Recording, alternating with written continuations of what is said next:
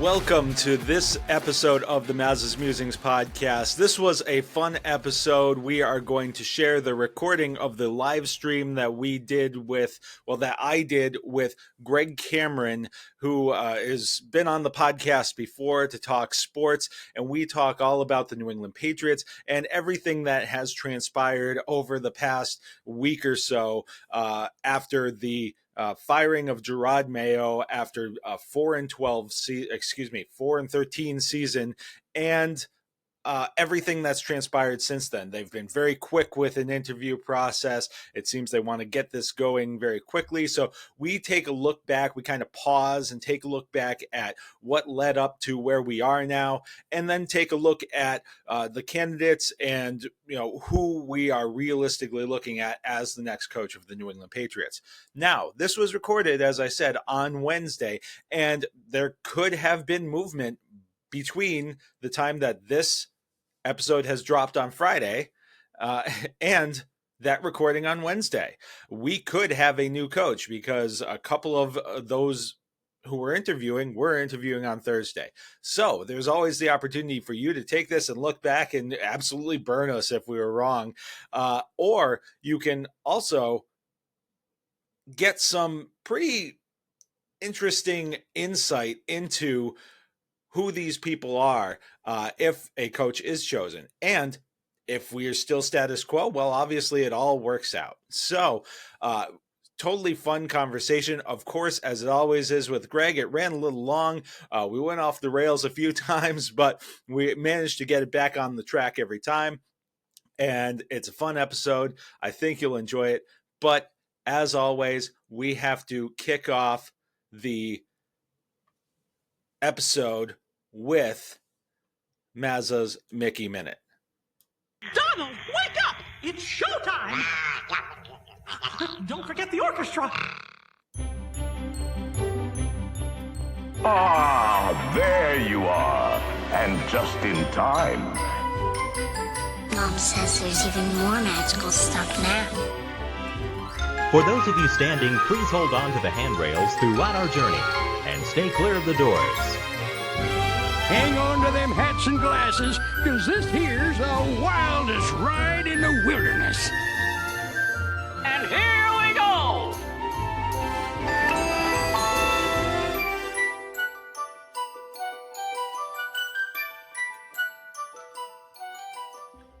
All right, so for this week's Maza's Mickey Minute, I wanted to talk a little bit about something that Eileen and I have experienced a couple of times, and it's super fun, and that is runDisney.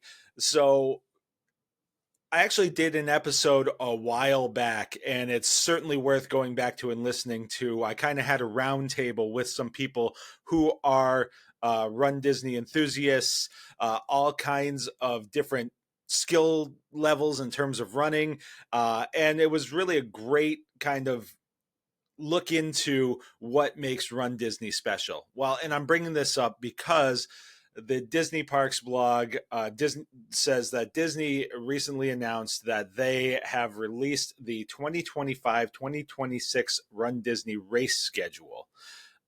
So reading from the Disney Parks blog, it says on top of everything else, this is from Courtney Jasmine. It says, I'm more excited about this race season than ever after recently running the Disney Wine and Dine 10K. This was my very first runDisney race, and it was magical from start to finish. From running through the parks before sunrise to snapping photos with characters to crossing the finish line and earning the Princess Tiana medal. With themed races at both Walt Disney World Resort and Disneyland Resort, plus 3 virtual events you can enjoy wherever you are, this runDisney season truly has something for every runner. The newest race this upcoming season is the runDisney Virtual Love on the Run 14 miler happening February 1st to 28th, 2025. There are 3 virtual races, a 2-miler, a 5-miler, and a 7-miler in the package, and it's themed to love and friendship. So I love how they've continued to tie in this virtual element, because not everybody is able to secure those slots. Run Disney races are super, super popular, and it's very hard. You'll see people, I mean, when we did our Princess Weekend races, I had multiple devices open trying to get this reservation. And luckily, we were planning a Disney trip anyway, so we weren't planning our trip necessarily around the Run Disney events. But anyway, it's very hard to get into these. So doing these virtual events still allows people a chance to take part and do something that is fulfilling while having a little Disney touch to it. Beyond that is the race calendar in and of itself. So I'm going to just kind of go through that quickly. So the 2025-2026 calendar of events for Walt Disney World Resort. 2025 Disney Wine and Dine Half Marathon Weekend is going to be October 23rd through the 26th, 2025. Club Run Disney registration will be February 4th. And general registration will be February 11th. The Walt Disney World 2026 Marathon Weekend will be January 7th to 11th, 2026. Club Run Disney registration starts March 4th, and general registration is March 11th for that race. The 2026 Princess Half Marathon Weekend is February 26th to March 2nd. The Club Run Disney registration is June 17th, and the general registration is June 24th. And then the 2026 Springtime Surprise Weekend is April 16th to the 19th. Club Run Disney registration is July 22nd, and general registration is July 29th. Disneyland only has one race that is listed right now, and it does say that 2026 race details are yet to come. But the thing that they know right now is the 2025 Disneyland Halloween Half Marathon Weekend will be September 4th through the 7th. Club Run Disney registration has already been going on. It started in November, as has general registration, which started at the beginning of December. The virtual races this year is the virtual Love on the Run 14 miler from February 1st to the 28th, and that's the one that I just talked about. The Run Disney Virtual Series for 2025 is June 1st through August 31st. And registration for that is general, and for everybody, it starts on April 1st. And then the Run Disney Virtual 12Ks of Christmas will take place December 1st through 31st. And registration for that will begin in July 8th, I believe. So the virtual races are for people in the U.S. only. Now, I think that's most people who are listening to this podcast, though occasionally I have seen in the analytics the random countries show up elsewhere. But that is the general schedule right now. Obviously, we're still waiting on some of those Disneyland things, but that is something to look forward to. If you are a runner, if you're not a runner, but you want to do something, maybe you want to challenge yourself, or maybe you want to try a new experience at Disney. The Run Disney races are really great. The cutoff time for these races is a 16-minute mile. So for a lot of people, that's a brisk walk. And really, there are several different groups that are let off at separate times. So as long as you're in front of the end of that last group that goes off, you have a chance. And it's a great opportunity. They try to make this as accessible to as many people as possible. Obviously, the registration, as I said, is a little bit tough, but definitely worthwhile. I encourage people to give it a go. I think it was Tom from the Hyperion Adventures podcast when I asked what advice he'd have for people when he participated in our Run Disney roundtable. His advice was just do it. Even if you don't think you can do it, you can do a lot more than you think you can. And running through for me, running through the castle and running down Main Street, honestly, running down Main Street more than anything, as part of the half marathon was just a tear-inducing moment, and really special. And we saw people along the way who had spectators who were there to greet them. Just super, super special times. I encourage everybody to do it. And if you are looking for your next magical moment at Disney, whether it's Run Disney, though I don't know how they can't really help you with Run Disney, but with everything else, you should talk to We Do Travel Right, because We Do Travel Right will set you up with a one-on-one support with an agent, the dining team to help you with all of your dining reservations and managing all of those kinds of things. And we'll hook you up with all kinds of information on how to navigate the parks and do all of the things that you really want to do on your Disney vacation. And the best part about all of it is it's free. Yeah, you are not paying anything extra to use We Do Travel Right. Disney, all-inclusives, cruises, Universal, all of them build the price of an agent into their pricing models. So you're paying for the agent whether you use it or not. So it just makes sense to use the agent. And I can tell you, these people are for real. Our last go around with dining reservations, we got everything that we were looking for within a half an hour of the desired time that we were looking for. And we're not looking at unpopular restaurants.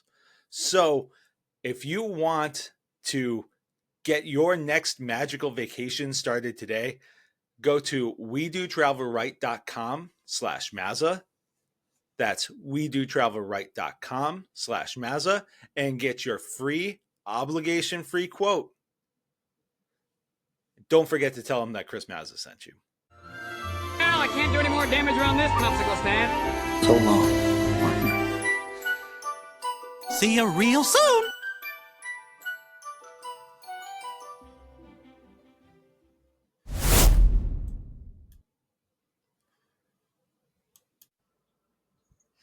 All right. Well, welcome to the next Maza's Musings podcast live stream. We've got a lot to get through today. We are talking all about the New England Patriots and Jerod Mayo and what has really turned into a whirlwind situation over the past few days. I mean, I think information's been hitting us faster than Jerod Mayo got hit with his walking papers.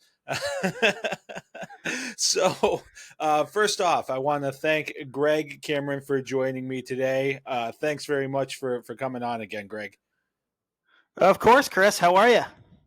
I'm doing good. And now I think that the last time that we talked some football was really the when we did our mock drafts, leading up to that. We did talk a little bit of football a couple of other times, but the last true football discussion that we had was surrounding the draft, I think.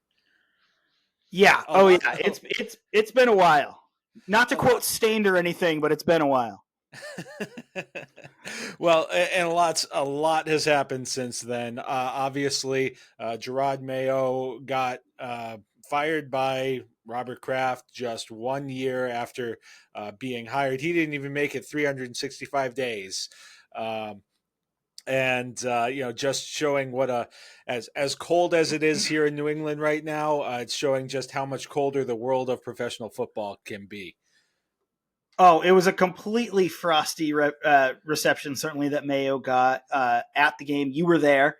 I definitely would love to hear sort of some of your observations there, but let me tell you, it really just showed just how much of a just cool, or a cold world, the world of NFL football, and certainly being able to kind of stay on top as an NFL coach or even hold on to a job for a year truly is. Yeah, and just to talk a little bit about the game, we were at the game on Sunday. It was weird. It was certainly a weird feeling. It had a lot of preseason kind of vibes to it, but at the same time, even in the preseason, when something good happens, everybody gets a little bit excited. If you're seeing your third string, sixth round rookie throwing dimes, you're a little bit more excited about it.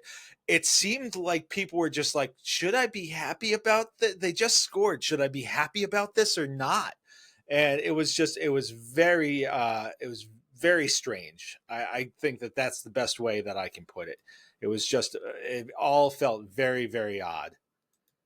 I think kind of a perfect coda to a weird football year for the Patriots too, because I think even in some of the losses, there were some losses that they had this year where they looked pretty good, despite coming out on the losing end. But it was just such a weird roster, a weird team, and I think a weird win against a Buffalo Bills team that certainly didn't look like they were trying to win anything on Sunday. That's for sure.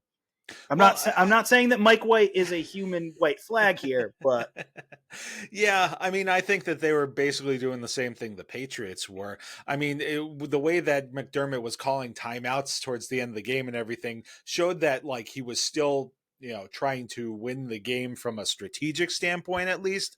But, certainly the personnel didn't reflect that they were trying to win the game, which also kind of like fed in. It kind of threw in the face, everything that people were saying about, oh, well, Mayo's trying to win this game to ruin a draft pick or something like that. I mean, everybody on the field was trying to win the game. There were all these weird theories about, he knew he was going to get fired, so he was trying to win the game to screw him out of a draft pick and all this silliness. And really, it was just like he did everything he could to lose. He put a third string, sixth round rookie who hadn't gotten backup reps until this week in for all but one series of the game. Like, and he was throwing passes to what was it, Terrell Jennings? Is that his name? The practice squad running back who they called up for that game, who almost caught a touchdown. Yeah. But anyway, so it was weird. I think that's the biggest thing that I can say about it was it just had a weird feeling. Like, we had a lot of fun at the game. Milton threw some dimes. He showed the athleticism. Honestly, it felt like a lot of what we maybe saw in preseason and what people said they saw in camp just coming back to life in a meaningless regular season game. But there was a severe lack of energy, and I think that's one of the things that definitely fed into this. The stadium was half full, and half of those, more than half of those, were Buffalo fans. Even driving into the game from Western Massachusetts, we stopped at the Charlton rest stop, and it was just all Bills fans. So on top of everything else, it just shows how available these tickets were, so and I don't think that's anything that Kraft has much time for. Robert certainly has an affinity for Jerod Mayo. I don't know if Jonathan shared that affinity, but it just all kind of just didn't feel like you would think a Patriots game should feel like. Yeah, and granted, so I was out of the house. We were on our way back from Newport, and so I was just sort of kind of observing the game from afar via Twitter and Blue Sky and getting score updates to my phone. But like, the weirdest thing was we were on our way back. We had stopped even at the IKEA in Stoughton, and there were certainly a lot more dudes there than I thought that there would be. and it was sort of one of those weird things where like it's like, all right, so this is the final Patriots game of the year. I'm here. There are other people who probably also watch this team week in, week out, also here. Okay, this has been a very weird year. And I think, or certainly not one that was overall fun to experience. No, that's for sure. But I think what was so interesting was sort of being just like, sort of just this mindset of like, all right, this game is happening. I'm not necessarily focusing in on it like I probably would have had it been the first game of the year. But sure.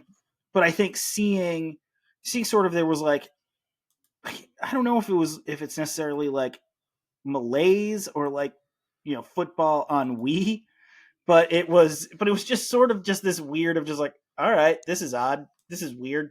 Yeah. All right. But just this weird, like, nether space of enthusiasm. No, yeah, I'd say that's really it's an accurate reflection when people are choosing other things over watching the Patriots on Sunday. That in and of itself is something that, when you're seeing it more regularly, is an alarm. Should throw up alarms for any franchise, but especially one over the past 20 years with the success that they've had, the New England Patriots. Even post Brady, there was whether it was your morbid curiosity over Cam Newton during the COVID year, or then they've got Mac Jones and you're wondering what's going to happen. Then it becomes the train wreck of Mac Jones, and that was like a car accident that you couldn't look away from. Yeah. Yeah. So there was at least something that got people watching. This felt like it just tumbled into apathy. So, which I think is, worse, because then, it was like, you're not even talking about it anymore. It's not even on your radar anymore. IKEA's more on your radar.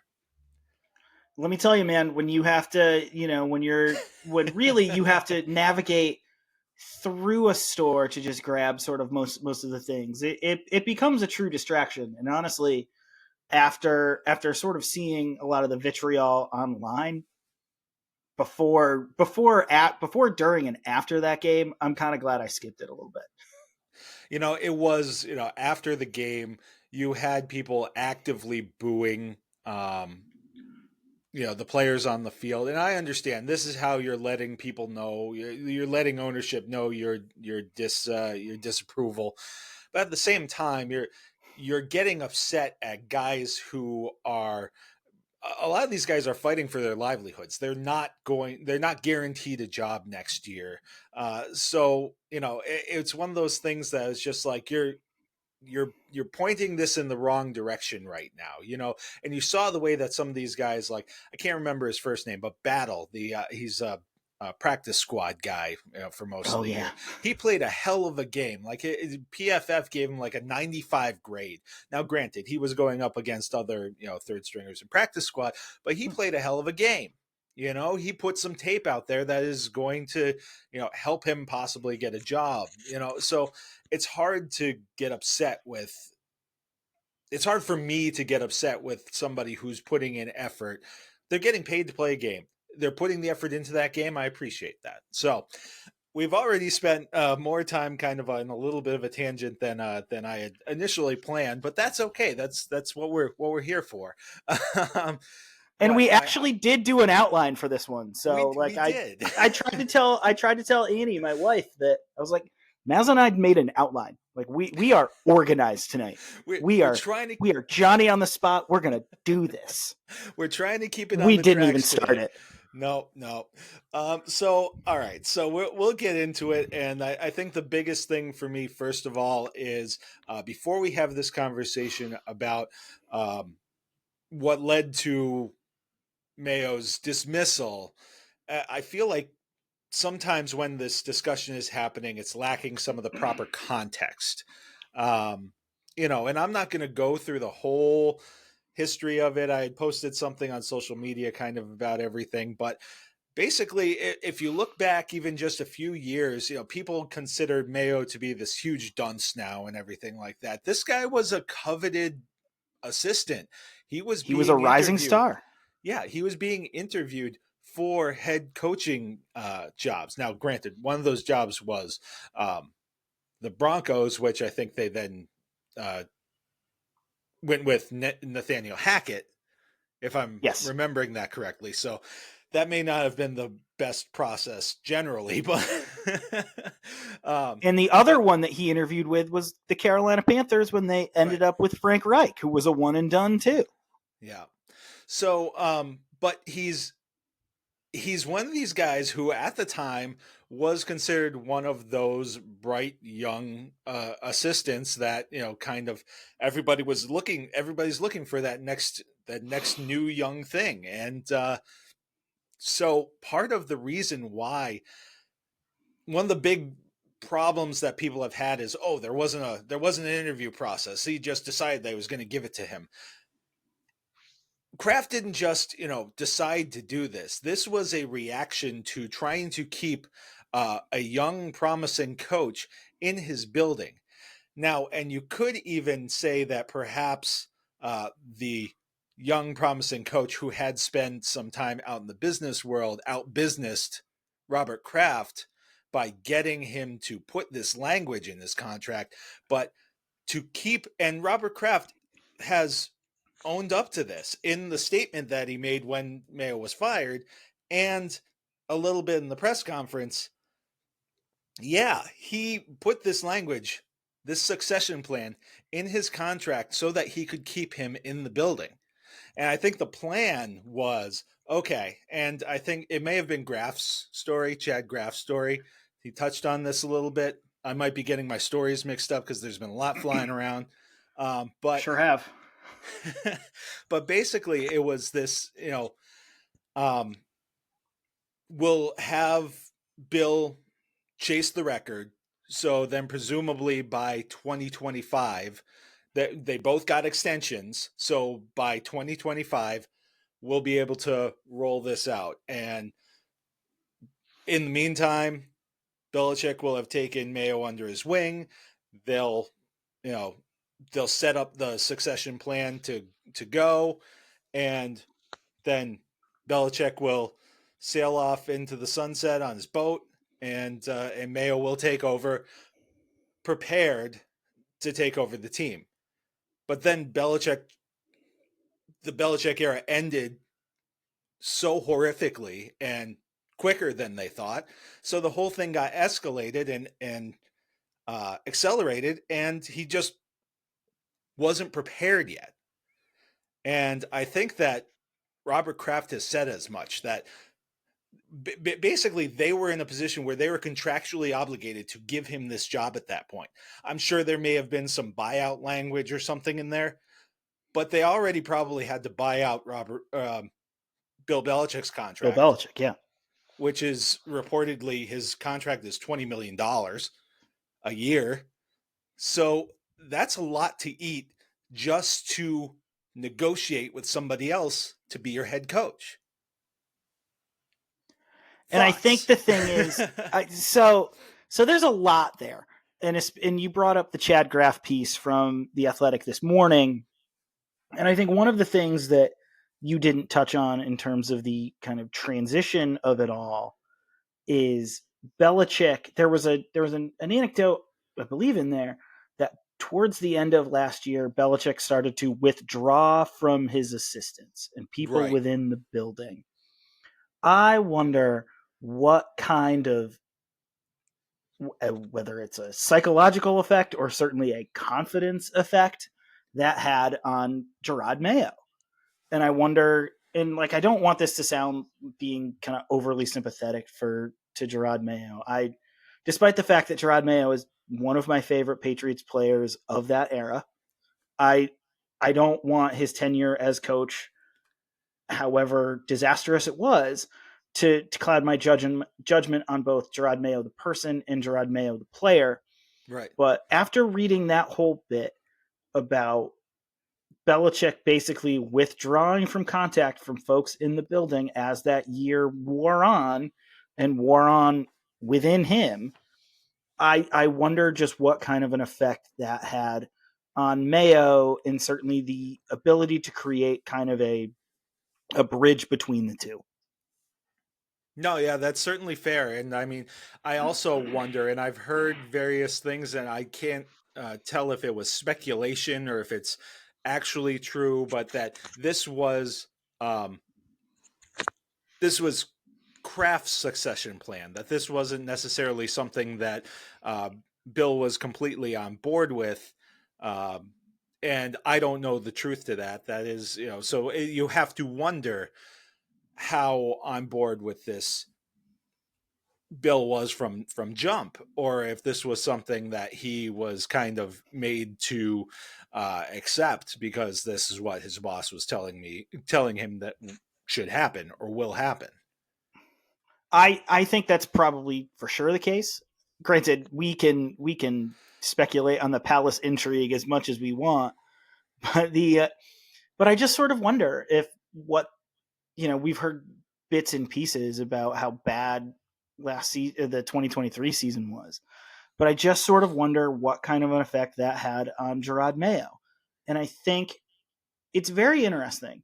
I went also looking back for like quotes and sort of color from the Jerod Mayo introductory press conference on last year on January 12th. Again, we didn't even make it 365 days. It's crazy. But if you recall, the enthusiasm certainly coming from Robert Kraft was unbounding. Like there was just boundless enthusiasm from Robert Kraft on the hire of Jerod Mayo. And I think certainly I got caught up in that, being just like, all right, this is great. He's been around the building. He's certainly a different personality than Bill, and but knows what it takes to do what Bill has done. And then at the same point, I remember people after that press conference being just like, well, he didn't really exactly give any vision stuff. And it was just sort of, it seemed like it was empty, not necessarily empty promises, but certainly there didn't seem to be any direction there. Yeah. And then kind of what followed the next couple of weeks, I think, were warning signs that we didn't know were warning signs, but we probably should have, looking back on the coordinator search. No, yeah, I think that's a great point. I think interviewing 12 candidates for offensive coordinator, Alex Van Pelt was the 12th coordinator that they talked to. Yeah. And that, if you recall, the team hiring Alex Van Pelt, it certainly felt a little out of left field and a little bit like, it felt like a team going, well, crap, I don't know. Alex seems like he'll say yes. Great. We'll take him.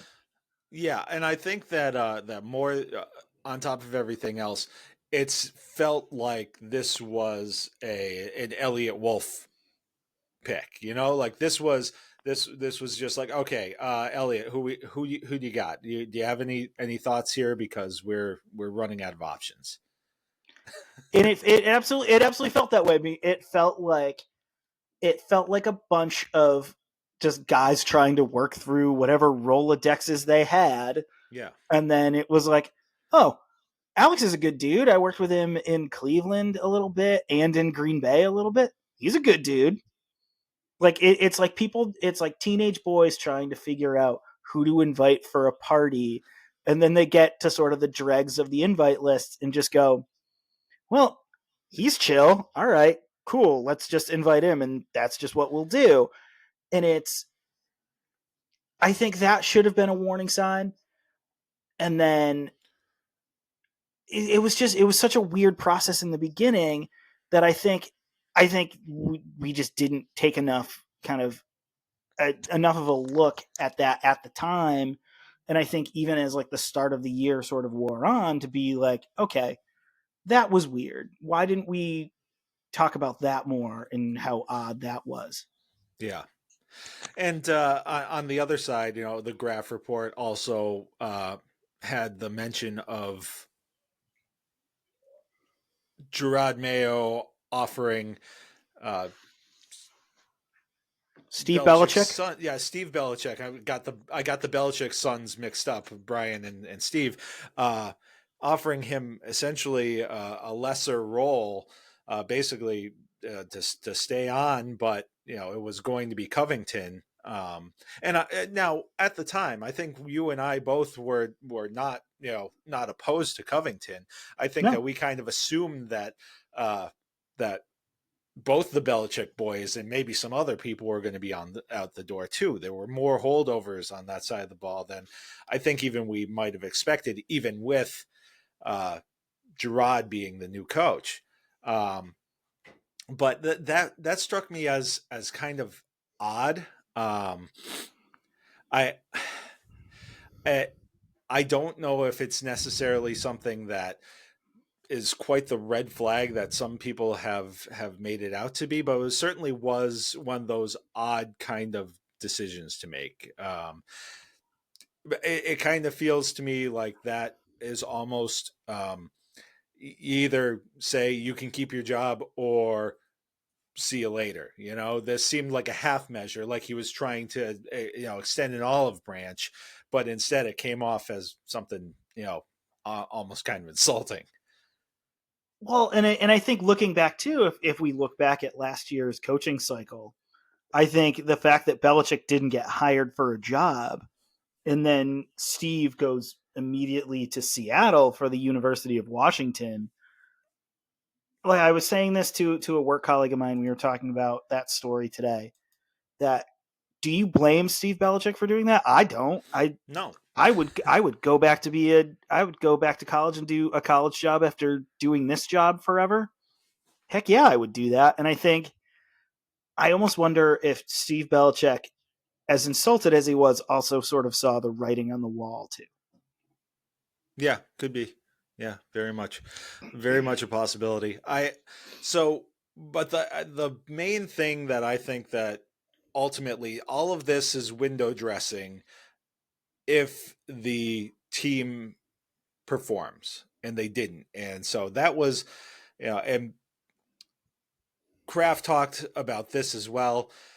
I want to first play just a little clip, and I want you to listen to. This is what Karen Guregian, when we had our conversation before the season started, this is what she had to say when we were talking about what we would consider a successful season for the Patriots, and she had just written a column on this, so this was pretty fresh in her mind. I think there's a couple of important historical notes for Mayo or whoever to point out.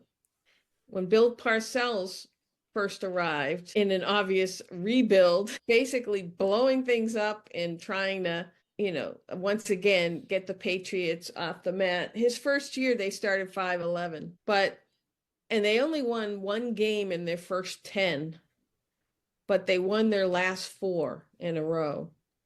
And that was a sign of how they had progressed and how things had started to click, and they had a really good feeling going into the next year. And guess what? They made the playoffs in year 2. Bill Belichick, when he first took over, his first year, 5-11. They won 3 of their last 6 games. And again, they started to look like, things were starting to get together. The following year, they win the Super Bowl. So, there are examples of how these things start, evolve, and eventually you get to the place where you want to get to. So, and again, it's hard to go through losing when you're a player, but if they can continue to see the light at the end of the tunnel, if they can see the progress or see how things are evolving and developing, I think, again, this is a year that's going to set the stage for beyond. Now, if they go 0-17, it's going to be a tough sell. But I do think they'll win games, and I do think they'll have a few surprising wins in there. But as I said, you want the momentum to build up to where they're really playing or starting to look a lot better toward the end of toward the end of the year.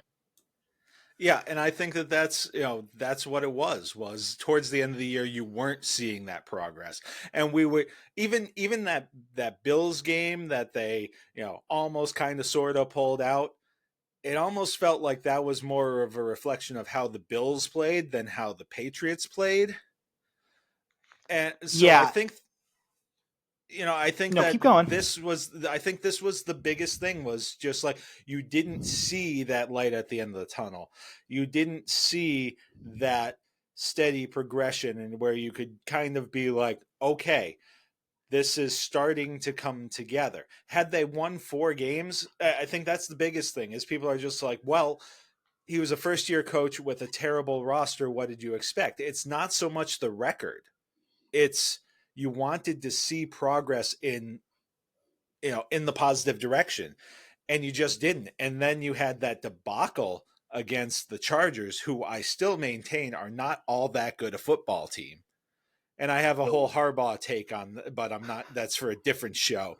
But I mean, basically, there was no evidence that this was a process that was yielding positive results in any way, shape, or form outside of Drake May. That was one thing. There was a longer part of this clip from this previous thing that Karen mentioned that Drake May was the key. And if you had something in Drake May, he was going to be, the driving factor. He was going to create the energy for this team. And you saw that a lot. But the thing is, if he's the only thing that's creating the energy, that's still a major problem. Yeah, and I think it's very interesting. Like, I sort of think about kind of enthusiasm for the future, and I think that really ties into what Karen had said on your podcast previously. The big comp that so many people kept making for Jerod Mayo's like best case scenario. Who was it? The coach of the Lions. It's your favorite guy, Dan Campbell. Yeah. And I think that's such an unfair comp to Jerod Mayo anyway, because of just because Dan Campbell's he's a different cat. There are some people who that act wears thin on. I'm not talking about anybody in present company, certainly during the Dolphins tenure that he had. But it's interesting, what Dan Campbell's done in Detroit. I don't know that there are many people who could pull off something like that. And I think making that comparison early, and certainly I don't think Karen was making that comparison kind of right off the bat, but I think just the idea of well, it's doable. This other guy who had kind of a weird introductory press conference, and a former player who players really like, it's happened before. But I think just the fact that they didn't get better. I mean, I'm sure we're going to talk about it because it was in the Chad Graff piece. But if there's a game down the stretch that the Patriots did not win, I think there are two different reasons that really stick out for me. The first one, on a positive note, is that Tennessee loss. The end of that game was insane, and that was one of the first games where it's just all right, Drake May's got it. He's him. You don't have to call him Drake. You can call him Himothy, because he is him. And I think the other one on the other side of the coin is that Cardinals loss. That Cardinals loss is one of the worst Patriots losses I've ever seen. I had said to you earlier that game was just sort of it was a nondescript snooze fest. Yeah. But also at the same point, coming out of the bye and looking as if, football was so foreign to them that week, and there was just sort of a malaise to them. Really, they seemed bored by it. They just seemed like a bored lazy team. And I think that was one of those games where it was winnable. That Cardinals team stinks. And I think coming out of that bye week and not doing anything with that was so disheartening. I wonder if I look at this season differently if they win that game and they at least play it close with the Chargers. I wonder just how we think about this team. But when both of those games were just, a team rolling over to two opponents that were definitely beatable, I think goes a long way in sort of talking about just how bad this year was. Yeah, no, I agree. And I mean, now getting to the graph piece on that portion, there was the thing that they're talking about how Mayo left the coaches and such up in the front of the plane where they were watching film and went back to where the players were playing cards. Now, people have again latched onto that. That's one of those little snippets that ended up making the rounds early this morning on social media, and it's notable that the coaching staff found this to be odd.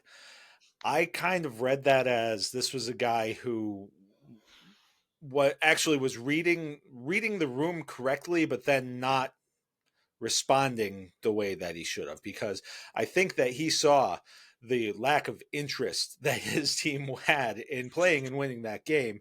So he was trying to get, instead of having that separation, that wall between player and coach, he was trying to reestablish something with his team. So, I didn't take that to be, oh, well, Jerod, just went and started playing cards and he didn't care about, it was just because it was on top of everything else so jarring compared to the way that things are done usually. It stuck out to people. So I didn't have as much of an issue with that. I think that at that point, it was more just a sign that he was trying to regain control because he felt that the wheels were coming off. But I think it was more emblematic than it was, an actual like that action being a problem, if you know what I mean. I read that, and the quote's interesting because the quote it says, "Can't say I've ever seen somebody do that," and I almost wonder, like, I think we read into quotes like that as if there was as if this person is like disgusted, but I almost wonder if this is somebody being just like, never seen a coach do that, and I wonder if Mayo's motivation for that was to just be like, all right, guys, we got to be better, but like I almost wonder if he was trying to get them to like talk a little bit about it and try to like pal around a little bit to try and get them to talk about what had just transpired and not have it be like, oh, we're having fun, we're palling around playing cards. Who cares that we just lost to the Arizona Cardinals? Part of me just feels like it's more of him trying to like get something going out of that team, trying to be like, trying to be kind of collegial and just trying to get something out of them compared to just watching film and looking at how the same old Patriots had done the same old mistakes in Arizona. Well, and I mean, I think that I want to make sure that we're not sounding too much like Mayo apologists here, because I don't think either one of us are necessarily shedding any tears for Jerod Mayo. No, but it's more like once that happens, once you feel you have to do that, it's probably too late. What you're careening off the cliff already. So I mean, I guess I'm kind of just like, I can see what his thought process was here, but by that point it was just too late. Yeah, that is the moment where the water is rising. There are no lifeboats. Kate Winslet and Leonardo DiCaprio are in the cold North Sea, supposedly with enough room on a door. But like I wonder if that was just sort of a result, like just sort of one of those being just like, "Ugh, he did another weird thing again." Like, I Yeah. wonder, somebody's got to have a list, and I'm sure we don't know the half of it, of like, well, that was weird. That's not how we do things here. But it's also like, this is a new culture, and he's trying to build something. Well, But there's sorry to interrupt, but there's an interesting no, you're point fine. too. We don't know who that source was. So where else has that person been? If that person has only been in the Patriots system with Bill Belichick, who probably never set foot in the back of the plane, you know, Yeah, didn't even know the plane had then one. the context matters, and some of it we don't have. So again, not trying to be an apologist here, but understanding that we're all trying to read between the lines of some of this, and obviously we can glean different things from it. Yeah, and I think that too, of like, how many weeks did he say something on Sunday afternoon or Sunday evening, and then have to walk it back the next day? Stacey How many James times?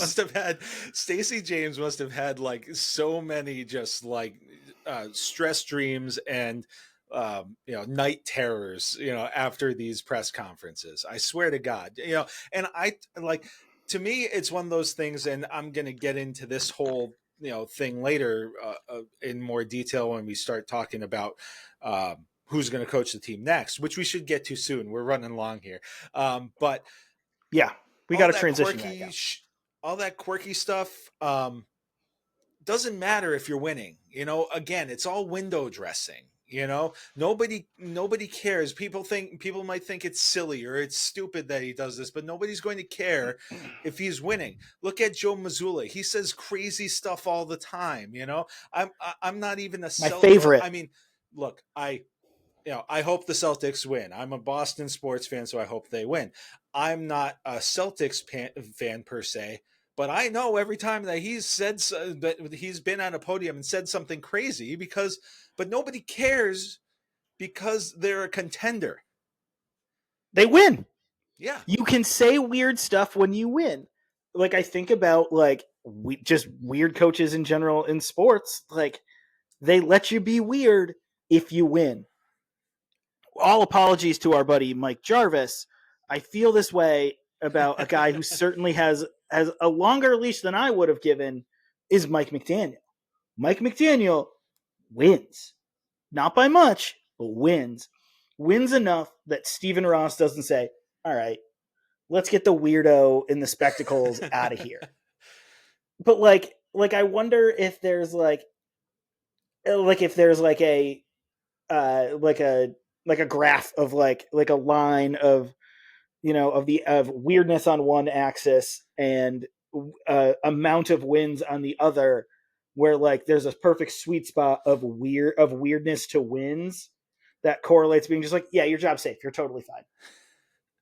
I mean, I'm sure there is. I would imagine in that specific case, the fact that the team looked completely different with their quarterback versus without their quarterback says something. So it probably says more about the quarterback, who for a sure. lot of times we undervalue, I think. But at the same time, he's supposed to have one of those systems that's plug and play, and not the case. So, but that's a whole, again, we're keeping it on the rails. We are. All right. So, the one other thing, and this is kind of attached to the conversation about what we're talking about with Karen and development and everything like that, was when talking with his first name's escaping me. Is it Mike McKenna? No, he was a goalie. Harry McKenna. Harry McKenna. Mike McKenna was a goalie for the Springfield Falcons, I think.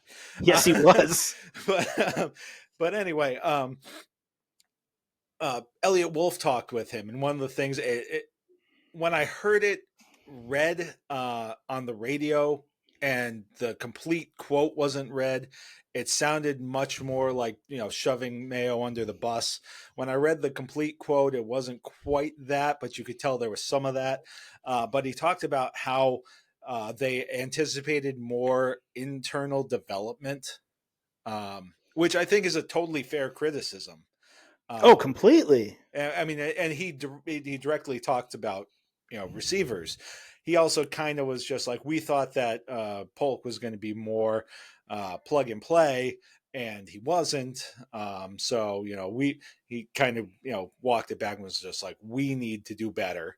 But it's just another reflection that I don't think that Robert Kraft was the only one in that building who was just like, well, we're not progressing the way we need to. And I think that Eliot Wolf was also in his ear, about that too, So just one more thing that I wanted to throw in there that I had heard and read recently. And when you read the whole thing, it's not quite as, like soundbitey as, sports talk radio makes it out to be, but it was something that will still raise an eyebrow. Because Eliot Wolf and his staff did not bathe themselves in glory this year either. The fact that he's getting another bite at the apple. Do we actually think that though? Well, we'll get into that. We'll get there, but the fact that Robert Kraft said that he and Alonzo Highsmith are going to be involved in the process for hiring a new coach, I think speaks to them maintaining, if not their current roles, prominent roles in the front office. But something. So now we're into hiring, and I want your thoughts on this, because I was originally, when I saw, especially they had fulfilled the Rooney Rule by talking to a couple of minority coaches, in Byron Leftwich and who's the other one? Pep Hamilton. Who are, neither of which are in football right now. I was just like, okay, this is not a serious discussion here. This is not an actual serious process. I see some irony here in the people who are criticizing the Crafts for just giving it to Mayo, anointing Mayo, and then saying, well, just sign Mike Vrabel. Just bring in Mike Vrabel. I don't want that. Now, I know you want to move quickly with this, but you can still do actual due diligence and bring in some people. And I wonder if because I think that the Crafts have their antenna up. I think that they're aware, and they've been aware all season of what's been going on. I wonder if now the request to talk to Aaron Glenn is kind of they're trying to deflect that and be like, no, we're bringing more people in. This isn't a sham. I agree with that, but I also think, and I won't lie to you, I think Aaron Glenn is an awesome candidate.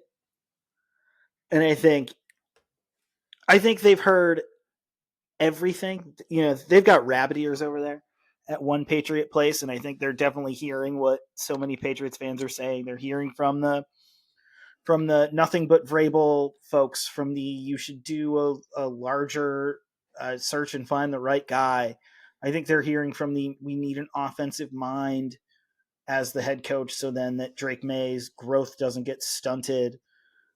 I think they're hearing all of that, but I think it's interesting. I thought it was very interesting that they announced that they're going to interview Aaron Glenn for this job today, and that they're going to try and get it done before that bye week is over. And I just wonder if either they get a sense from Vrabel that Vrabel won't necessarily automatically sign. Like, people certainly seem to think on Twitter and Blue Sky that he will, or that they're skittish about Ben Johnson, who I'm sure we'll talk about in a minute. And I think Aaron Glenn is just one of those guys who's been around football, been around the NFL for 25 years, was a darn good player for the Jets and for the Saints. And I just wonder if they're trying to figure out more about this search. This is a weird coaching cycle. And I think if they're going to be weird about it, I hope that they're just weird enough that they do their due diligence as opposed to just interviewing people to interview them, to fill up their Google calendars, you know? Yeah, no, I mean, I like Aaron Glenn as a candidate. My question is why did you wait to put in the request to now? That to me feels reactionary. And whether now it could, as you mentioned, it could be reactionary, with the fans, or I mean, a lot of the national media is just like, come on, let's cut the crap with this. This isn't real. With Yeah. with Byron Leftwich and such. But it could also be that there's been some back channeling. They're like, yeah, I'm not sure about Vrabel, if this is a slam dunk that people think it is. We could just be, one thing that the Patriots have been used a lot is as leverage. So is Ben Johnson just taking this to leverage other job opportunities? So yeah, The Bears specifically.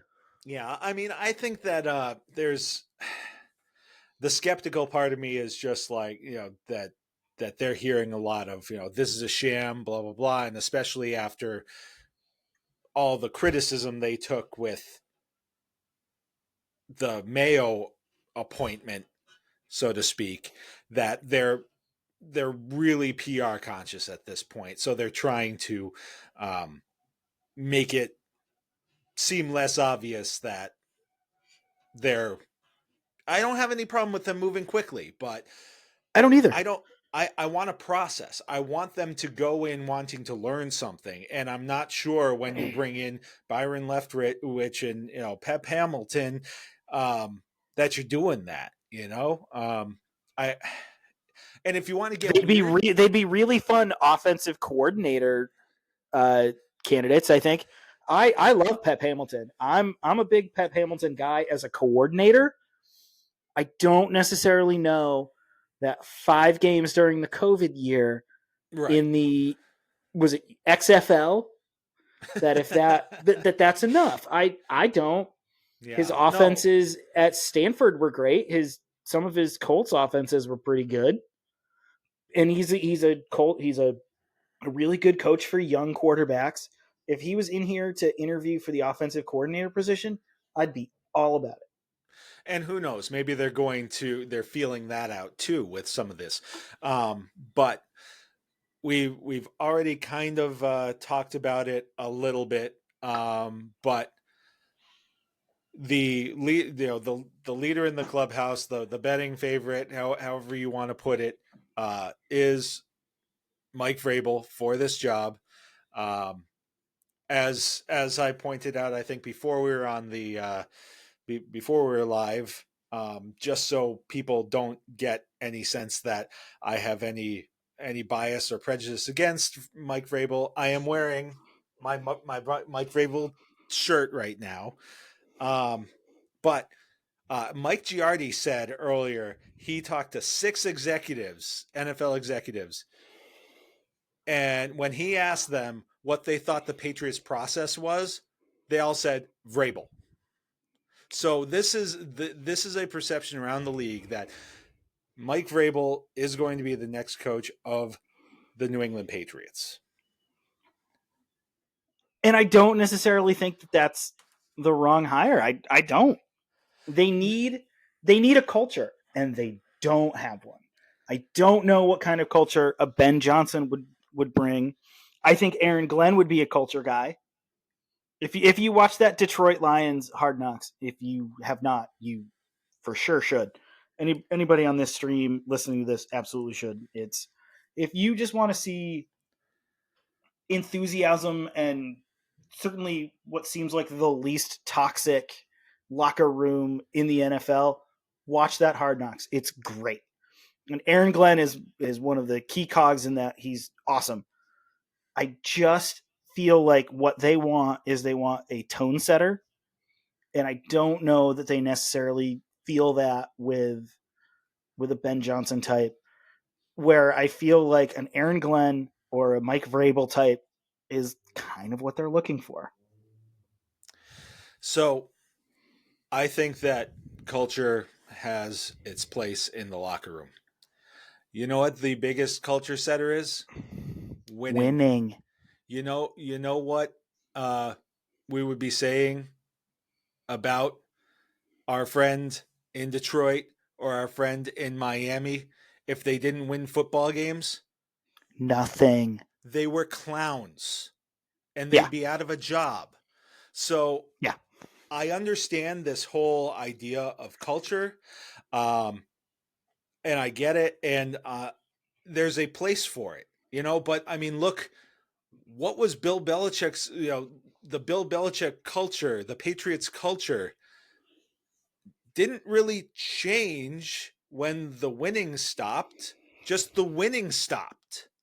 So culture only takes you so far.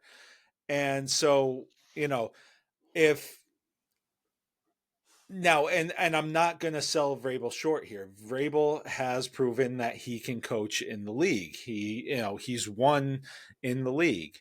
So I don't want to sell him short there. But he took Ryan Tannehill to an AFC championship game. They should give presidential medals of honor for that.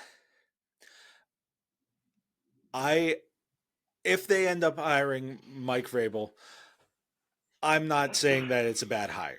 I'm saying that I have questions. And the biggest concern that I have is related to the offense, who he brings in as an offensive coordinator, what kind of personnel he's looking for. I just want to, bear with me for a minute here because I did some looking into this here. One of the things that I think is a staple of Mike Vrabel is he's a conservative. When it comes to offense, you need just enough offense so that your defense can win the game. And look, that works when you've got Derrick Henry. There it is. Okay, so there it is. So I'm just going to go through here is where they ranked. First, I'll do rushing. This is where they ranked in rushing during his time. 2018, 9th in attempts, 6th in yards. 2019, 10th in attempts, 3rd in yards. 2020, 2nd in attempts, 2nd in yards. 2021, 1st in attempts, 5th in yards. And then things started to tail off. 2022, 11 in attempts, 13th in yards. 2023, 20th in attempts, 17th in yards. Now, 4 of those years, including like the 2 where he, the 11th and the 20th ranking, Derrick Henry led the league in rushing attempts. Okay? So even when they weren't, now what that tells me is they weren't running the offense efficiently, so they weren't getting as many opportunities to carry the ball. It wasn't that they were carrying the ball less. It's just Derrick Henry only carried it 200 and something times instead of 300 and something times. Because he scored, didn't he have one of those years where he had like 4 or 5 like 50 plus yard touchdowns too? Yeah, and here's another thing. It's not just he didn't just lean on the running game when he had Derrick Henry. 2021, Derrick Henry only played 8 games. That was the year that they were first in rushing attempts. Wait, okay. Derrick Henry was hurt 8 games when they finished first. The team finished first in rushing attempts. So it's not just a Derrick Henry thing. Who was the backup that year? Is that Tony Pollard? No, he's there now. No, I don't remember. Sorry, I don't mean to spin us off. But I had it at one point, but it's not in front of me now. I got you. Passing attempts. Now, the first year was a Mariota year. The second year was the Mariota Tannehill flip. So there's context here. And the last year was the Tannehill Levis flip. So, right? 2023 was Levis's rookie year. Is that correct? No. No? I think it's the Malik Willis flip. Oh, okay. Well, anyway, here we go. Yeah. 2018. It's not anywhere. It's not any better. 2018, 31st in attempts, 22nd in yards. 2019, 31st in attempts, 21st in yards. 2020, 30th in attempts, 23rd in yards.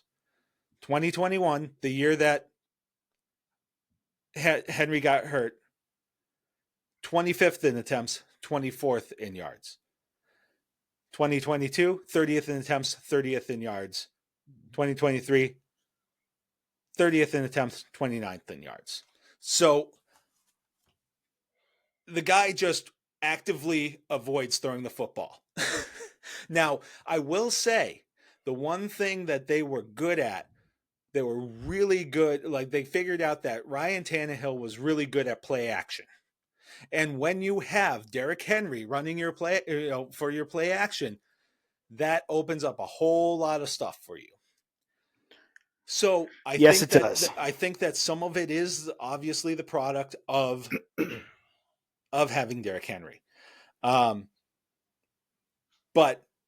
it's clear that was his philosophy. Now, and that's not all that different from what they said that Alex Van Pelt's philosophy is, or even, Stefanski to that. It's all about, setting up big plays in the passing game through the running game.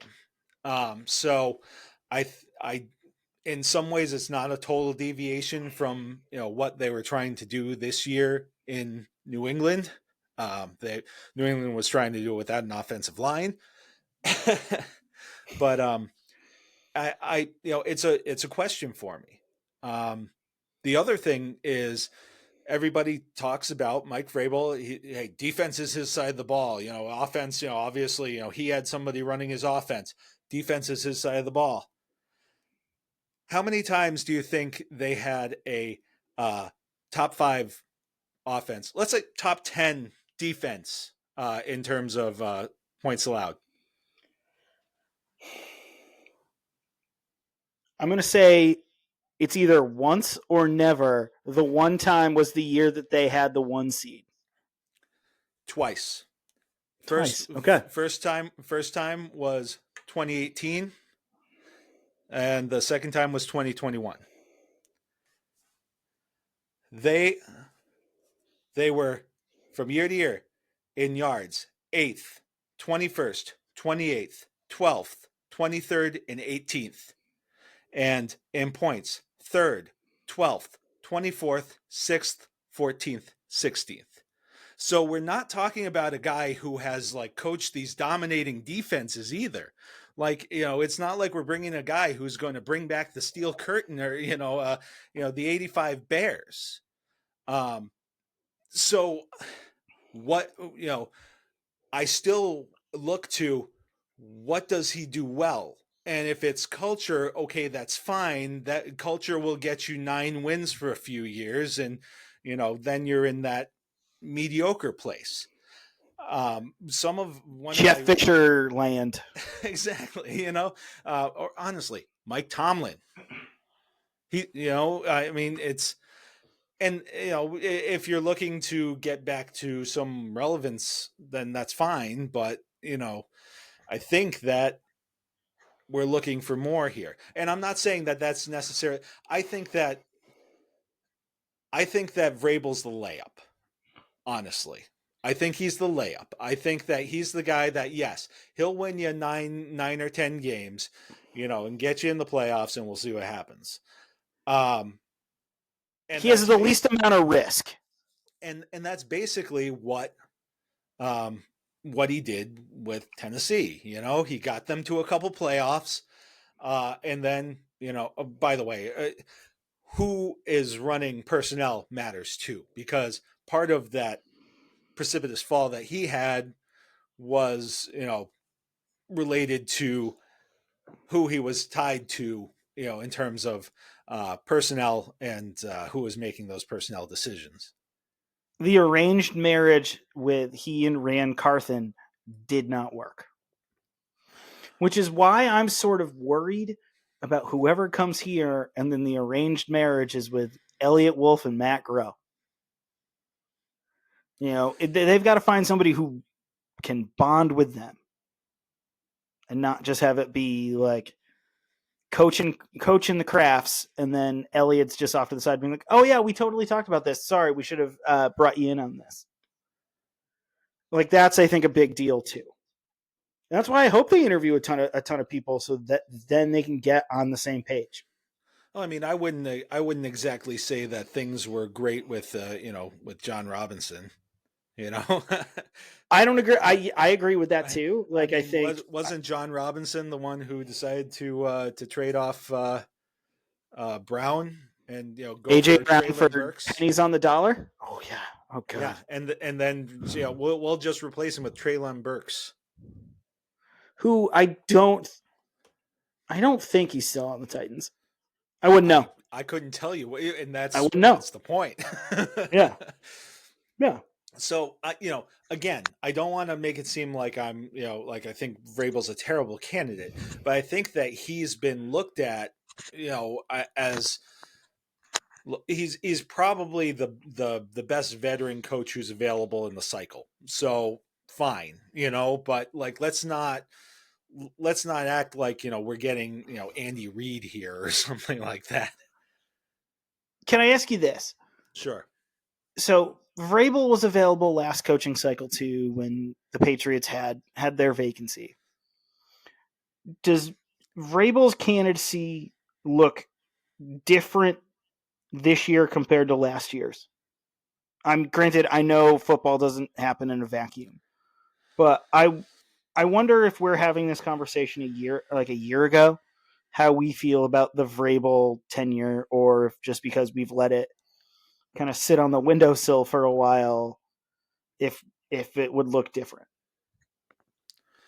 So, well, it's hard because there was no Patriots. There was no Patriots vacancy. The vacancy never existed. So it's a little bit of a hard because it's not like the Patriots decided not to interview Vrabel last year. What they decided to do was not terminate or not violate the contract that they had signed with Mayo. So it's a little bit different. I think, if anything, what was it? 6 wins in his last year and 7 wins the year before that. People forget that a little bit more this year than they would have in the last cycle, and I do think that he would have been someone that it would have made sense to bring in. But I don't think that there would have been the clamor for him. Something that I want to touch on, though, about with the offense that I mentioned too, is Mike Vrabel wasn't just sitting on his couch, waiting for a job opportunity. He was he went to the Senior Bowl, and he networked. He went and did a consulting stint with the Browns. And as I was talking before, the Patriots were kind of trying to do some of the similar stuff, in terms of setting up the pass through the run. And they both ran kind of West Coast style offenses and everything like that.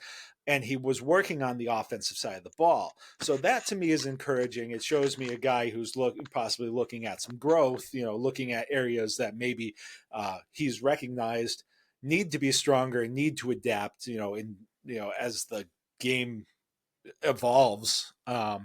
So I do want to give him that credit too. And I think that's context that is needed when we're talking about him as a candidate here.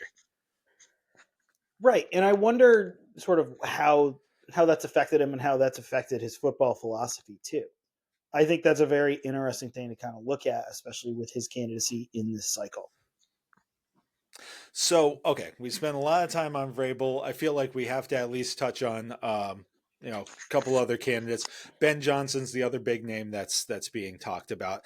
I think the thing with Ben Johnson is it requires more work. You're absolutely right. Like Vrabel's going to come with a system with everything in place, whereas you don't quite know what that is. I mean, he may have, and God, he'd better have more of a vision on what that is than Jerod Mayo did. But I'm sure that Johnson has his short list of players and everything like that. But he's never really had to deal very much with the personnel side of things and things like that. Though I don't know to what extent in Tennessee Vrabel was involved in those decisions, but it's different when you're a coordinator and somebody else is handling the liaising between between the coaching staff and the front office. So I think there's more pieces to fit into the puzzle if you go a Ben Johnson route. I don't think you can argue against his results as as an offensive mind. I mean, he took Jared Goff, who was a throw-in in a trade, and turned him into into a good quarterback. I mean, he looked broken in that Super Bowl that the Patriots that the Patriots took him to the woodshed. But I mean, Jared Goff has to be thanking his lucky stars that he ended up with Ben Johnson, because that was career saving for him in some respects. So I think if you're looking for somebody who's going to be good for Drake May, this is a really good bet. And then you need somebody on that other side to be kind of like that, that the comp that I hear all the time is the Wade Phillips to Sean McVay kind of thing, You would need an old head somewhere. You would need a Vic Fangio type. And that's the kind of thing that Mayo was missing too, is everybody was new across the board. He didn't have that kind of thing and I know as silly as it sounds, but some people have thrown out the name like Joe Philbun, who's, who has ties to Eliot Wolf, by the way. Long Meadow's own Joe Philbin. I forgot about that. There's a New England. Our buddy Joe McAuliffe used to talk about that all the time. That's right. Yes, when he wasn't talking about the Dolphins popping champagne every time that he could mention it. Yes, but anyway, we love the senator. We love him. But yeah, so I think that would, like I said, there's more pieces to put in place there. Doesn't mean that it's not something that you shouldn't seriously consider. And it's interesting. I've got his career history pulled up. Ben Johnson's had a very interesting kind of career. Played at North Carolina, like Drake May. He's my age, so that's fun. That makes me feel, very accomplished. Yeah, I mean, how do you think that makes me feel? I'm not saying, but I'm not saying. But his career history, he had a year as a graduate assistant at Boston College. And then in 2011 was their tight ends coach, was an offensive assistant with the 2012 Dolphins. That's not the Philbun team, is it? Yeah, I think it was. Oh, we might be building a staff here just with this thought. 13 to 15, he was the assistant quarterbacks coach with the Dolphins. 2015 was their tight ends coach. So he overlaps with Campbell there. 16 and 17 was the assistant wide receivers coach with the Dolphins. 18 was the wide receivers coach. And then 19 moves over to the Detroit Lions. thanks in large part to old friend and Belichick's caddy, Matt Patricia, as the offensive quality coach. And then 2021, he was the tight ends coach.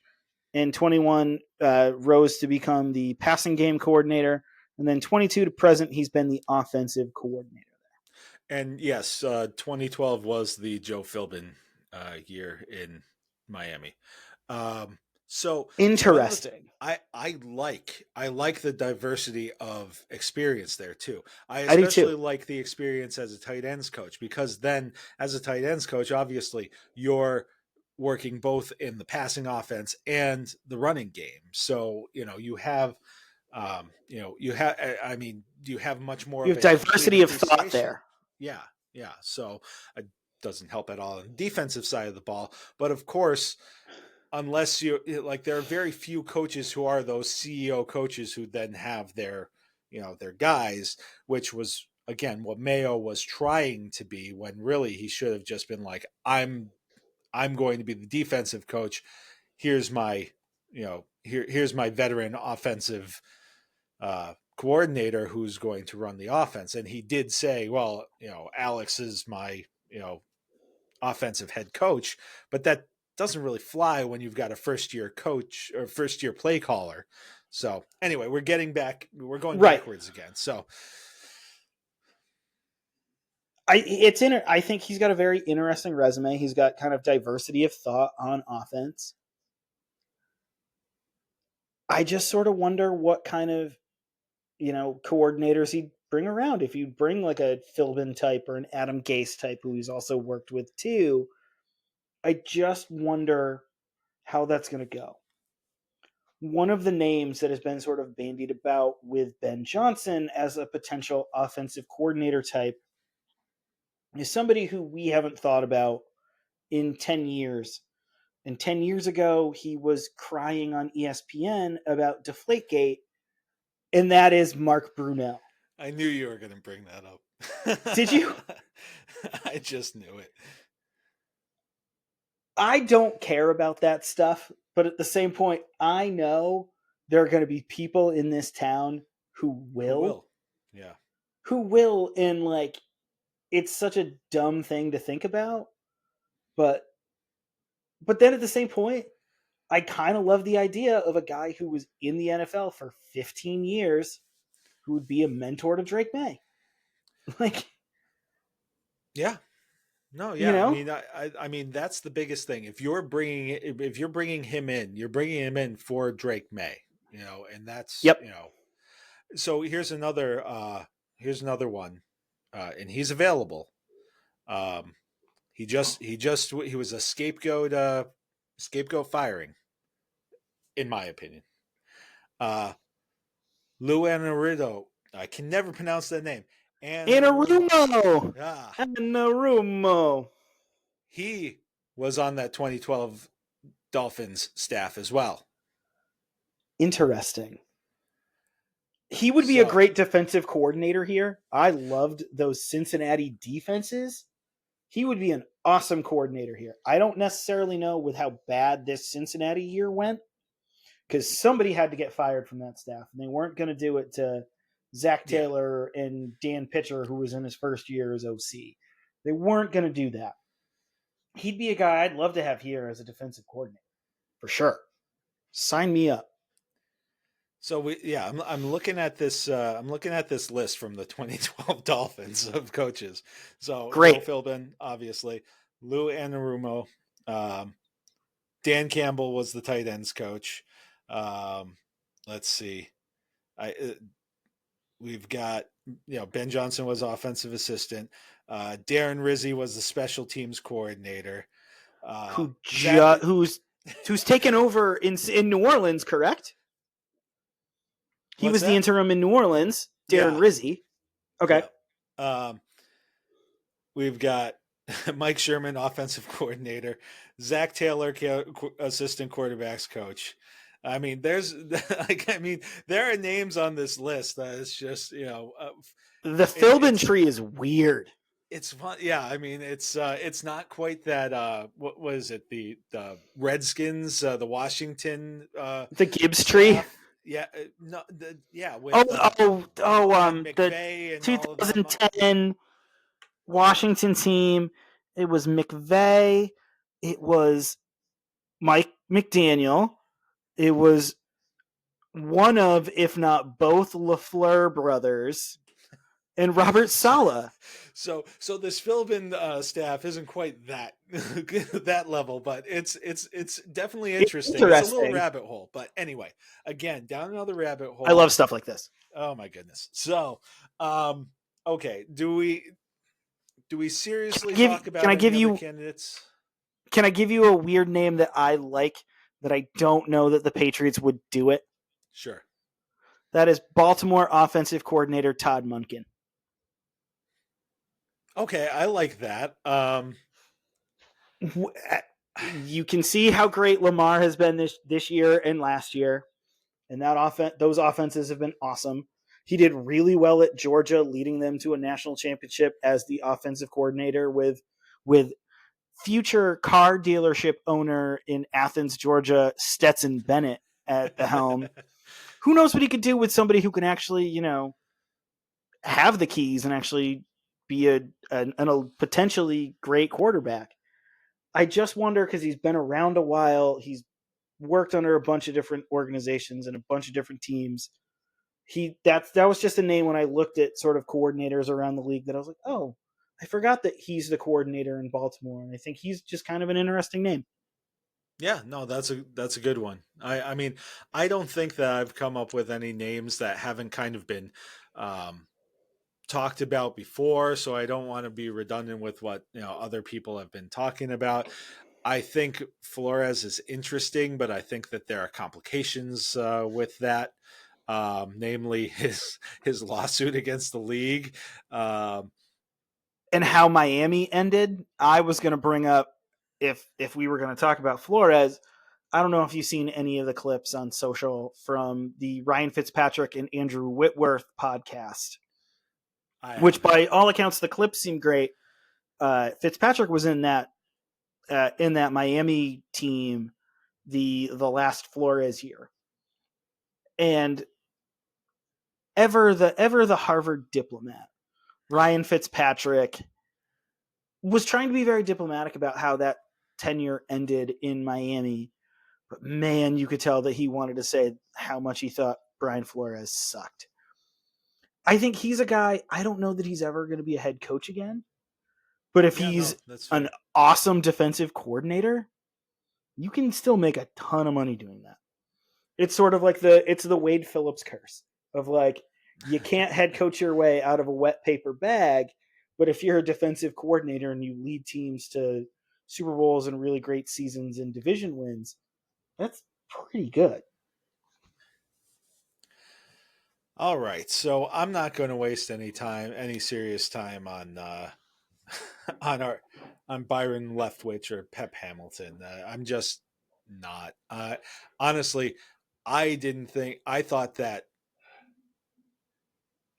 those offenses, especially like the Brady offenses, were good in spite of Byron Leftwich. I think that his success was a product of Tom Brady. I do. Like, there were decisions I agree with that he made that were head scratching then, and I would be hard pressed to find anyone who would defend them. And like Pep Hamilton, yeah, that's fine. But like you said, interesting name as a coordinator, but that's about as far as I'm going to go with it. Maybe not even a coordinator. I don't even know coordinator, maybe some kind of assistant or consulting role or something like that. All right. I think it's interesting. I will say this for Leftwich. Do you recall who the quarterbacks coach was on that Buccaneers team that won the Super Bowl? I don't. It is Clyde Christensen, who is a North Carolina guy and has ties to Ben Johnson. So I can see at least a little bit of the thought process there. Christensen, he was a mentor to both Peyton Manning and Andrew Luck, and worked with Brady in New England as well.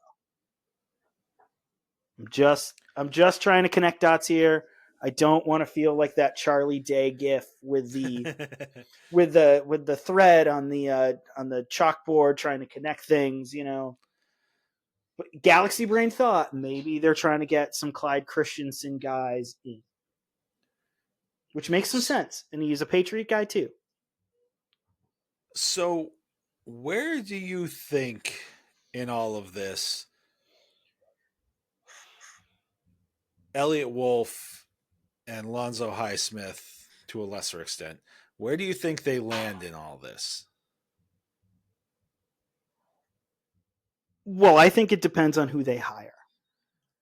I think if they hire another first-time coach like a Ben Johnson or an Aaron Glenn, I think those two guys are safe in their jobs. I think they really are. I just wonder how Mike Vrabel would feel about either one of them. And I can't see a scenario where both of those guys survive with like a veteran coach like a Vrabel. I just kind of don't. You know, Eliot Wolf doesn't have any connections to them. I certainly don't think Alonzo Highsmith has any connection to Vrabel. I think it's very interesting that this has been a holdover kind of from that Belichick front office. I don't know. I've been thinking about this because I knew that this question was going to come up. You know, we talk enough that I can kind of get a sense of sort of which directions you're going to try and sort of push me towards, Chris. And I just kind of wonder if say Vrabel is the hire, if he doesn't necessarily also come with the idea of, if I'm going to do this, I'm bringing at least one or two guys to sort of work with me on the personnel side that I know and that I trust. And one of the names that came into my head for this, and I think would be a guy that I would completely support if they were to be the person to like head up the personnel department, and it's a guy with Vrabel ties and who has Patriots ties, is a guy like a Scott Pioli. I don't know that he'd do it. I don't. You and I have had the conversation about how certainly during the year with Mayo that they just needed like an old head, like a senior football operations guy to sort of do everything and sort of be that, like, be the old guy who kind of has the door open and has the ask me anything. I've seen a million things. Tell me what you're thinking and I can help work your way through it. And I feel like if it's a Vrabel, Scott Pioli would be the guy. No, that's fair. And I wonder if, because one thing that that Robert Kraft mentioned specifically when asked about Eliot Wolf was that they had redone the grading system and they had just some things like that's more related to scouting. If there's a director of scouting role or something like that, maybe it was one of those things that's just like, okay, at this point the negotiation and that kind of thing is over your head. You swung and missed on a couple of big free agents that you went after, and those were documented again recently. So it could just be another one of those, hey, you know what, there's things we value about what you do.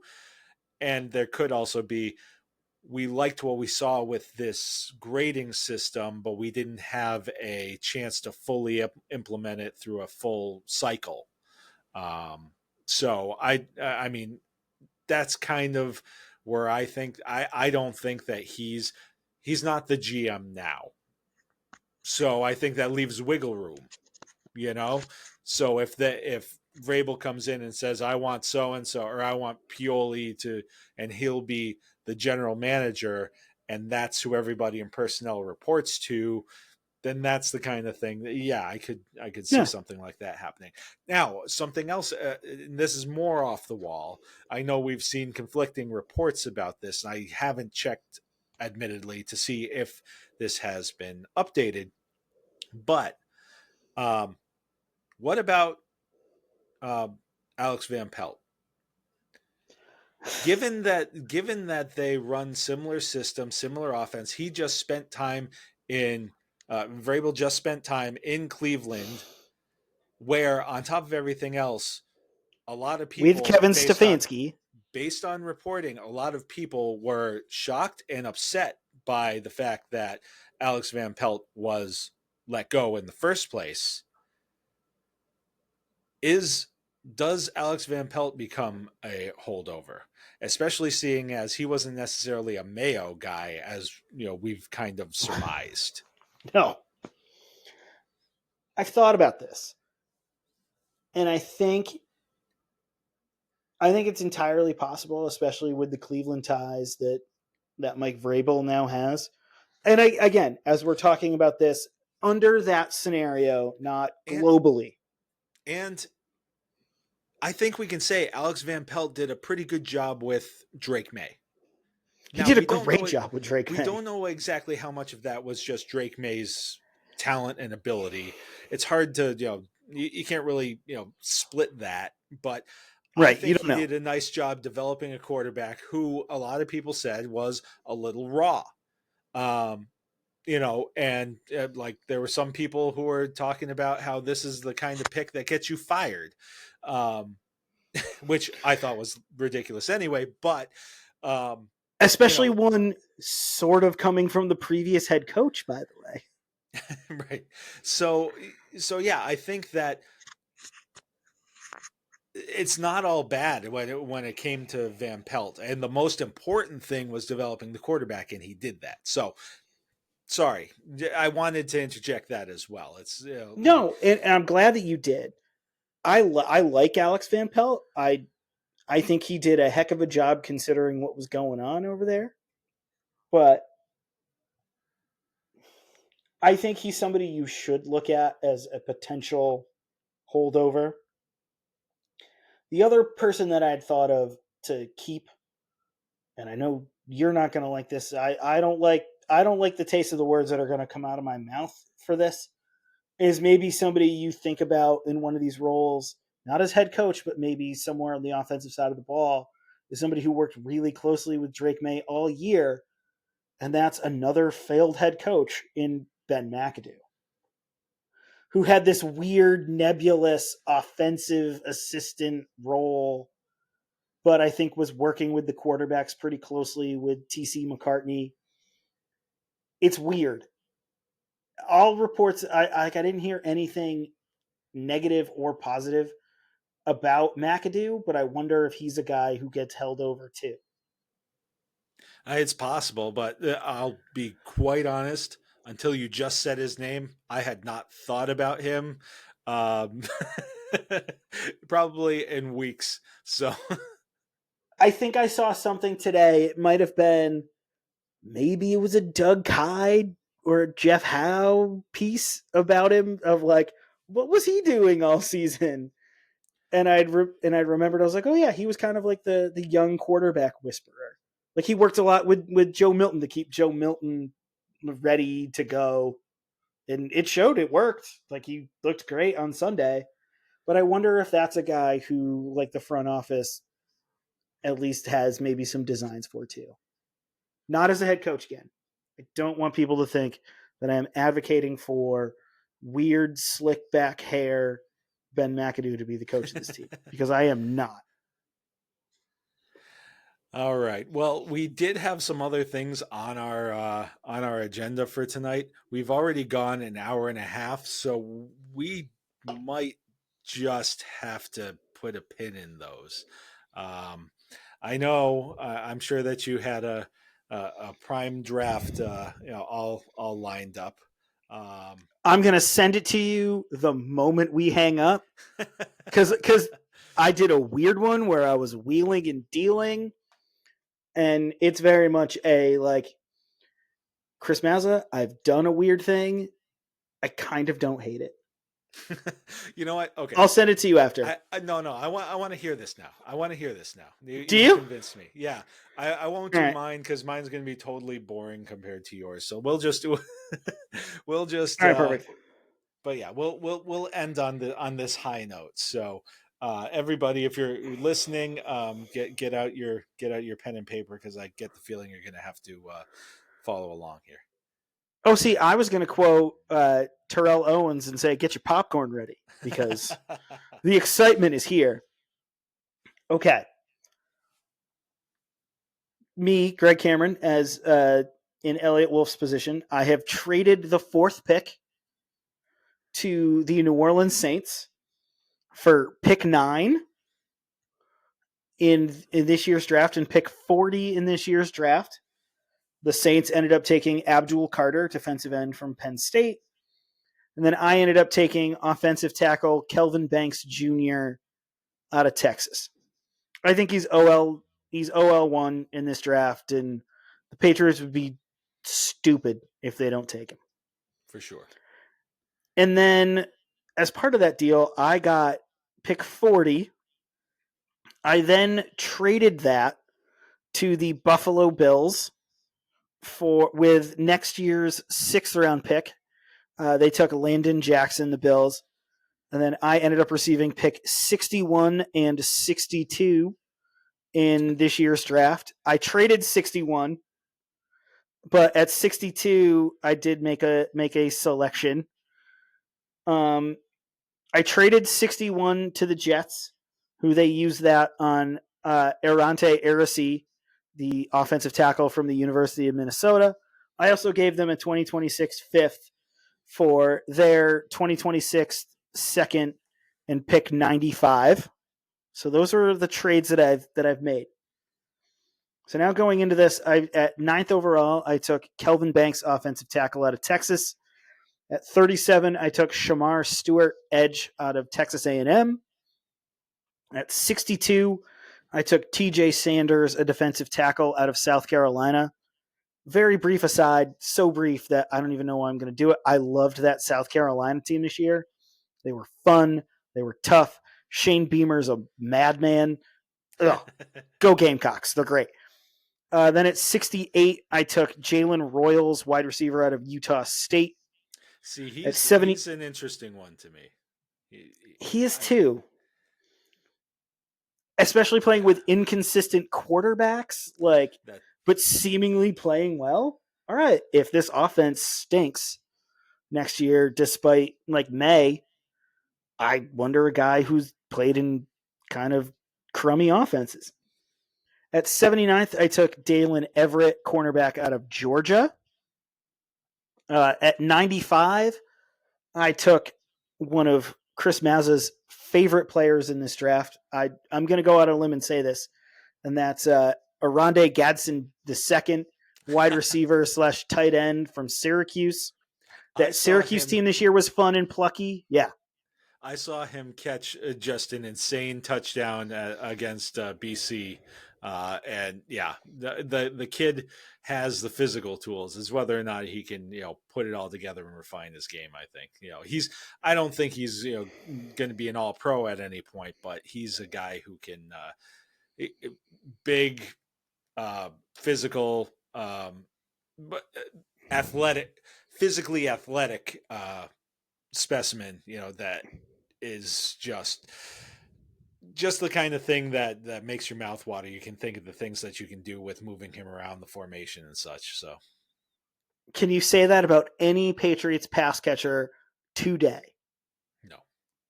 Exactly. At 106, I took Charles Grant, an offensive tackle out of William and Mary. I like taking some fun FCS guys. He's kind of an undersized tackle. Who knows? Draft picks are magic beans. Who knows what you can get? At 142, I took Lathan Ransom, safety out of Ohio State. At 216, I took Donovan Edwards, running back from Michigan. You kind of need a running back, I think, at this point. I think, correct me if I'm wrong, Antonio Gibson is still under contract for next year. Yeah, I think I'm trying to remember. I think that it's like a 3-year deal, but it's really a 2-year deal. So next year's year 2, something like that. Yeah, he's got the NFL's version of that Lucas Giolito contract. Yeah, it's weird. At 219, I took Xavier Nwankpa, a safety out of Iowa. Can never go wrong with Iowa safeties. They tend to play pretty well. Iowa safeties are like Iowa tight ends. You don't have to worry about them. They're well coached. They come to the league ready to go. Kirk Ferentz, despite being offensively challenged, has really good tight ends and safeties and defensive players. And then at 240, I took quarterback from Arizona, Noah Fafita.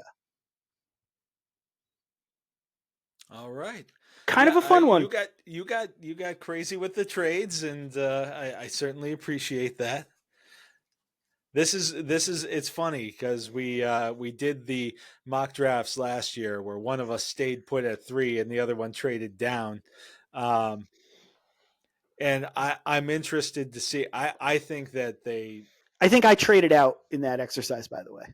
I think I did. You did. Yes, you did. Yes, I did. I think they're gonna stand pat if they have the opportunity. Like they're not going to risk somebody jumping in front of them to take the tackle. But the funny thing is, in my mock draft that I did, I'll just do it. I don't have I don't have the complete like trade breakdown the way that you did. That's fine. But I didn't actually take Kelvin Banks. I went a little bit different here. I did stick at 4. But I took Abdul Carter, who I love. He's an absolute monster. And in this exercise, Will Campbell fell. I'm guessing arm length had something to do with this. If he fell like this, he was still there at 22, so I traded up to 22 and got Will Campbell. Our Bayou Prince on the line. Then have you heard his interviews? Like the yes. guy, he's one of these guys who just like gets it too. He's a locker room guy. He's a so when you're making those references to culture, he's the kind of guy that I think if it's the right culture, he's going to buy in. 68, I took Jalen Royals, Utah State. 106, I took Gunnar Helm, the tight end from Texas, who I also really like. 147, also agreeing that we need there needs to be another running back in the room. I went with 147, Dylan Sampson, the running back from Tennessee, who was awesome all year for the Vols. Then I traded up to 178 because Pat Bryant, a wide receiver from Illinois, big catch radius kind of guy, outside guy that they don't have right now. I took him at 178. 219, I took my guy, Thor Griffith, defensive tackle out of Louisville. His name is Thor.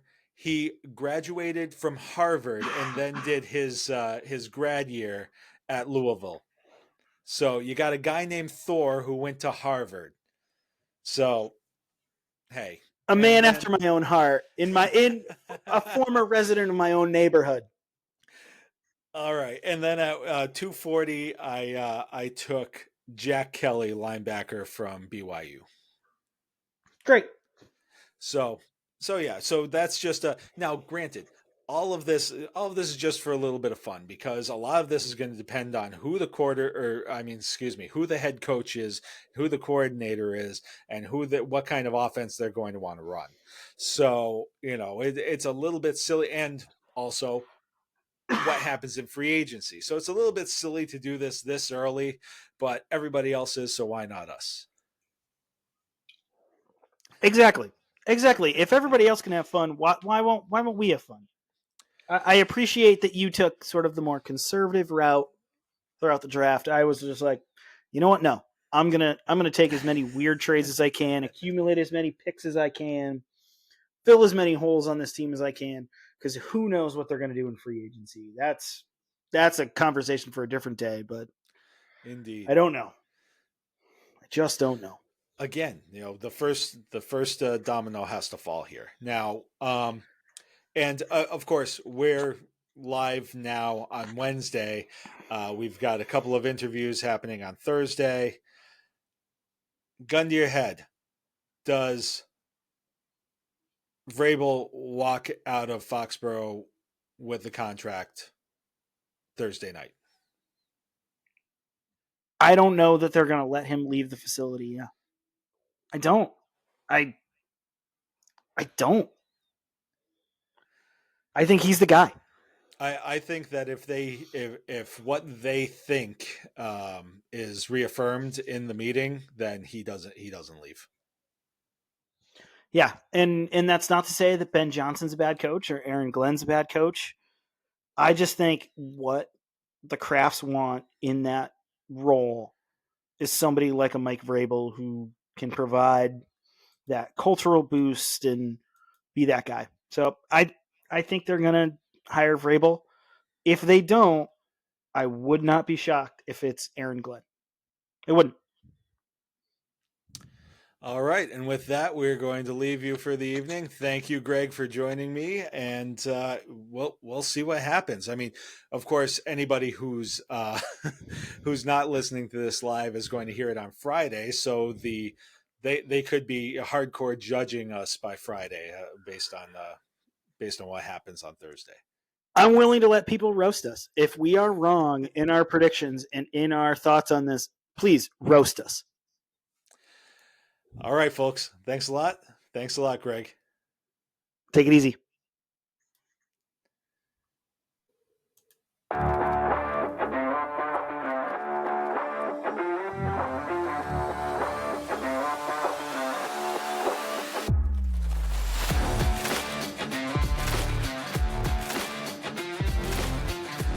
Well, thanks everyone for listening to this episode of the Maza's Musings podcast, and especially thank you to Greg Cameron for another terrific discussion.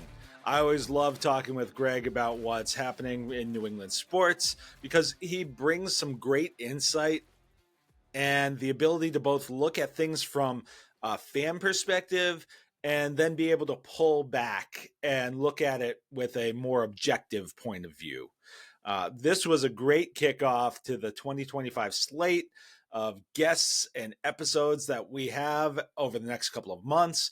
And I think it's going to be really fun and really interesting. I've got some great irons in the fire that I'm really excited to share with you in the coming weeks. The next episode is a little up in the air, but I have some ideas. And I'm very excited that I am going to be working on a little collaboration with Tom and Michelle of the Hyperion Adventures podcast. So be on the lookout for that as well.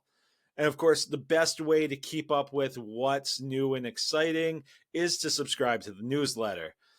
Just go to mazasmusings.wordpress.com and you'll find a button to subscribe. And once you do, you'll get updates on the podcast, info on contests and sweepstakes, shout outs to other shows and podcasts. And while you're on the website, you can also find out more about me and the podcast. You can listen to past episodes and find all kinds of ways to connect with me. You can also connect with me on social media. That we have Facebook, which is the Maza's Musings podcast. You can just search for it. Instagram, Threads, and Twitter, I'm at Maza's Musings Pod. TikTok is Maza's Musings Podcast, and I'm also on Blue Sky. You can find all of these as well as various podcatchers, including Spotify and Good Pods, where you can also leave comments and start discussions. You can find all of that by using our link tree, which is link.tree/Maza's Musings. And if you like what you've been hearing on this podcast, do us a favor, leave us a rating or a review, whether it's a thumbs up or a 5 stars or whatever system your favorite podcatcher uses. These ratings help bump up the podcast in the rankings and help more people find it. And if you'd like to take another step forward, you can buy us a blue milk. And that you can also find the link right on our website. And it's a small obligation-free way to lend a little extra support to help with some of the small costs that are associated with putting this podcast together. Once again, I want to thank you all so much for listening. All of your participation and feedback and everything like that has always been so encouraging to me and has really been the driving force behind me continuing to do this. So, as always, I hope you have a great weekend and a great week.